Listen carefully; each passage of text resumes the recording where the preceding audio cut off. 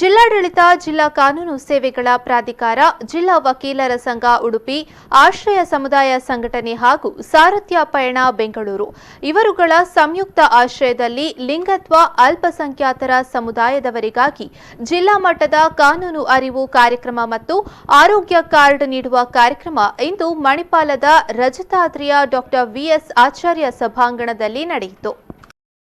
ಈ ಸಂದರ್ಭದಲ್ಲಿ ಮಾತನಾಡಿದ ಪ್ರಧಾನ ಜಿಲ್ಲಾ ಮತ್ತು ಸತ್ರ ನ್ಯಾಯಾಧೀಶರಾದ ಸಿಎಂ ಜೋಶಿ ಅವರು, ಎಲ್ಲರಿಗೂ ಸಮಾನವಾದ ಹಕ್ಕಿದೆ. ಕೇವಲ ಕಾನೂನಿನಲ್ಲಿ ಮಾಡಿದ್ರೆ ಅದನ್ನ ಕಾರ್ಯರೂಪಕ್ಕೆ ತರಲು ಸಾಧ್ಯವಿರುವುದಿಲ್ಲ.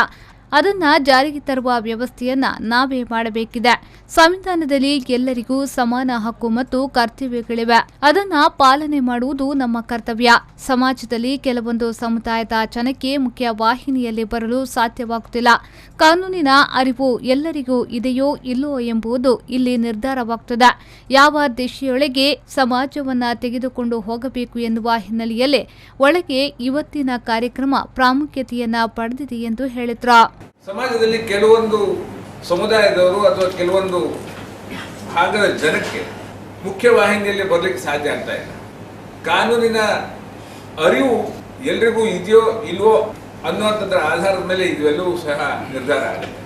ನಾವು ಮಾಡಬೇಕಾದಂಥ ಕರ್ತವ್ಯಗಳು ಏನಿದೆ, ನಮಗೆ ಇರುವಂಥ ಹಕ್ಕುಗಳು ಏನಿದೆ, ನಾವು ಏನನ್ನ ಮಾಡಬೇಕು, ಯಾವ ದಿಸೆಯೊಳಗೆ ನಾವು ನಮ್ಮ ಸಮಾಜವನ್ನು ತೆಗೆದುಕೊಂಡು ಹೋಗಬೇಕು ಅನ್ನುವಂಥ ಹಿನ್ನೆಲೆ ಒಳಗೆ ಇವತ್ತಿನ ಕಾರ್ಯಕ್ರಮ ಪ್ರಾಮುಖ್ಯತೆಯನ್ನು ಪಡೆಯುತ್ತೆ.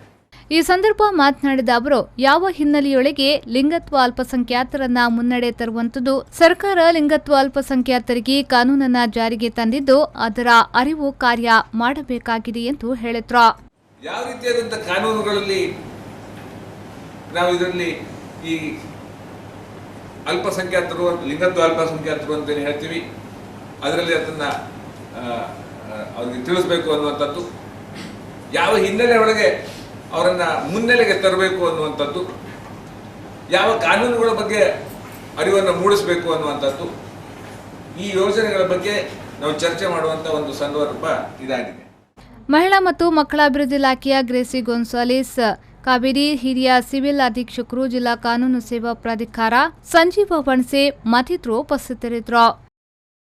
ಪಲ್ಲವಿ ಸಂತೋಷ್, ವಿ4 ನ್ಯೂಸ್ 24/7 ಉಡುಪಿ.